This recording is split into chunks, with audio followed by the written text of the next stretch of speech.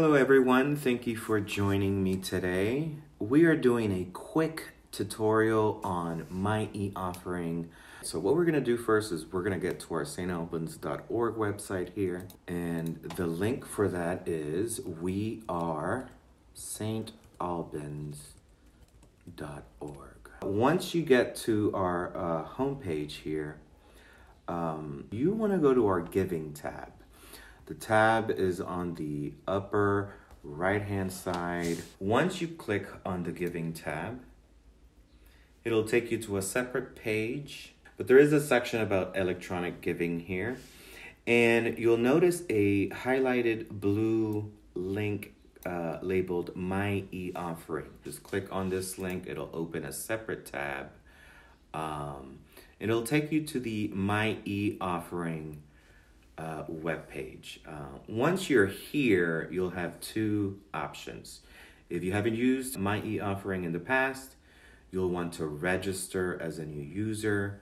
But we're going to go ahead and register as a new user for today's tutorial. You'll notice it's kind of all the way up in the upper right-hand corner of the web page. You'll see the sign in button and the register button. We're going to click here on the register button. So it's asking me for my first and last name all on the same row here. So I'm going to put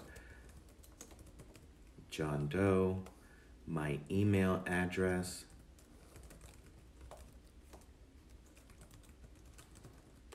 and it's asking me to create a password, not to insert a password that I already have, but to create a password. So you want to make sure you have this somewhere safe and you're able to come back to it. And it does have a couple of rules here. And once you enter your password, you'll want to enter it again, and they should match. And once both passwords match, you'll notice that the red message went away. It's all clear. So I'm going to go ahead and click register here. It'll give me a message that your sign up was successful. Please check your email. So whatever email you used, that's where this verify your email kind of message will be sent to. So I will click OK here. And once I'm registered, I will have to go to my email to verify that it is me. So I will go there. So once you have fully registered, you clicked on that submit button, you will receive a verify your email email in your inbox. You'll want to click on this highlighted hyperlink here. Click, and it should take you back to the myEoffering. You're letting the system know, yes, this is me. I am the one who registered for this account because I put my personal email on there and now I received it. So that's how this verification process works. So once you click, it tells you, okay, your email has been verified. Please log in. That password that we wrote down earlier that we created, you will want to enter it here.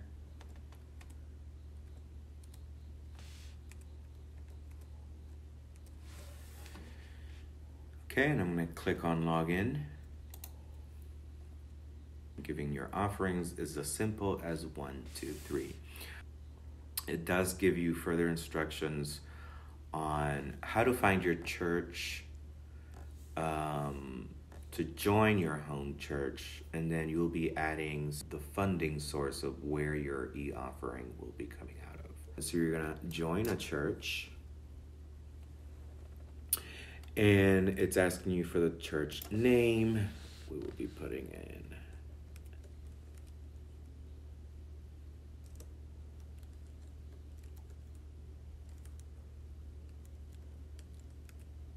sometimes it is a bit tricky because depending on how the name was entered into the system, putting in periods and apostrophes may confuse the system. So you just have to try a couple of times without things. It looks like I found it by just taking off the period on same. So once we find our church, we click on that cell block with our church name and address. And we're going to click here and join. As you can see, I didn't have to enter the city and state because it was able to find it by me just typing the beginning of our church name. Okay. We have successfully added St. Alban's Episcopal Church into our myEoffering account. Now what we're going to do is we're going to be adding our funding source. Our funding source has different options here. I can name my account. It can just be simple. What I usually do, I do like having the bank name in the beginning of these descriptions, just so I know what the funding source is. So if you have Bank of America, or whatever.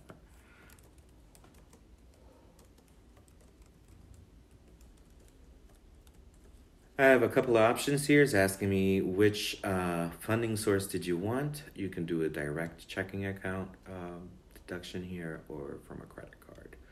We'll do a checking account. It gives you here an example of where you can get your routing numbers and your checking account numbers. So you might want to have a check handy. You can also find this information online at your bank site.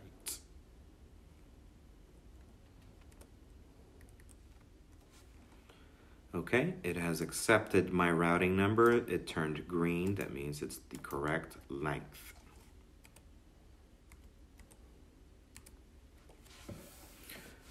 I entered my account number and it also turned green, so these two are now good to go. I will add my wallet, my account number.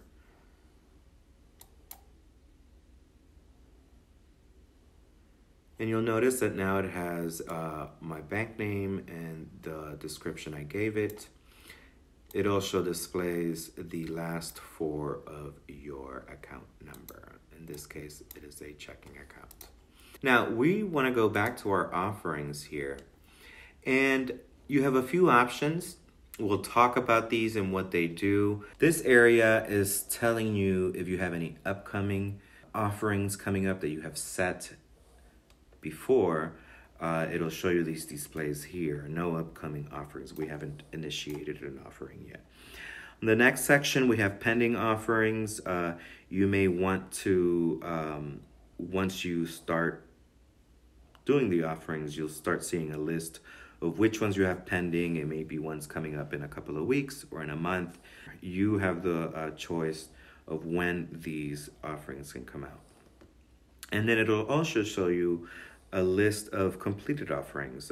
This can be a good way of seeing your transaction history, and at the moment we don't have any because we haven't made one yet. One of the benefits of the completed offerings and the myEoffering system in general is you have all of your history here in one place, easy to access anytime you want.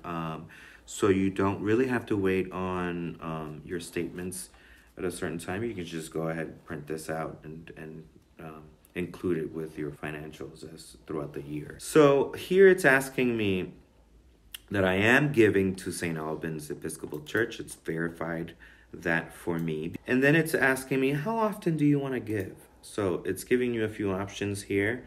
You know, I use the one-time give when I am physically at the church and I have my mobile phone ready. You can also do it that way. But you will also remember that you can set up your weekly, bi-weekly, monthly, quarterly, and yearly payments. So I'm going to do my monthly payments because that's how my finances are set up. And I do want to give the 12 months, so I'll leave that there. I'm going to tell it, when do you want to start this? So obviously the date that you choose. So if I choose today's date, every month on the 23rd, it will be withdrawn and sent to the parish. So I will leave it on that date. I hit next. And then it's asking me which funding source do you want it to use. Luckily, we had already registered our bank account information with myEoffering. That's why it's important to set those two things up first. You want to find the church, and then you want to set up my wallet. But it does give you an option if you accidentally skipped a couple of steps to add a wallet here. a new funding source, or if you all of a sudden can't use the initial funding source, you can add a second one here at this time. So I will pick the funding source. I picked my ally, and it's asking me pick the fund and amounts you wish to give monthly. So obviously I'm setting up my pledge fulfillment for the year that will be coming out monthly. Set that up. And yes, I do want to click yes, add the 30 cents to cover the transaction fees. This helps St. Albans fully absorb what you're giving, and it won't deduct the 30 cents from us. Okay, so I'm going to click next. It gives me a confirmation of the details that I just chose. The church, the frequency will be monthly starting on the 23rd. Moving forward, it will be deducted on the 23rd of each month. Okay, so I've confirmed my information. It all looks correct. If I need to make any changes, I would want to hit this previous button. But my information is correct here, so I will submit. Okay, so now, like I mentioned before, if you have any upcoming offerings, it will be displayed here in this first top section. It's upcoming, it's not pending, so that's why you don't see it here. This is today, so that's why you see it immediately in this area of the site here. You have options here to suspend all of the e-offerings that you have initiated or to completely cancel. But everything looks good on my end here, so once I set it, I forget it kind of thing with my e-offering. If I need to come back for my transactions, I go ahead and log in. I go to my account, and my wallet is where I'll be able to find all of my transactions. Hopefully this tutorial has been beneficial to you all. Have a wonderful day.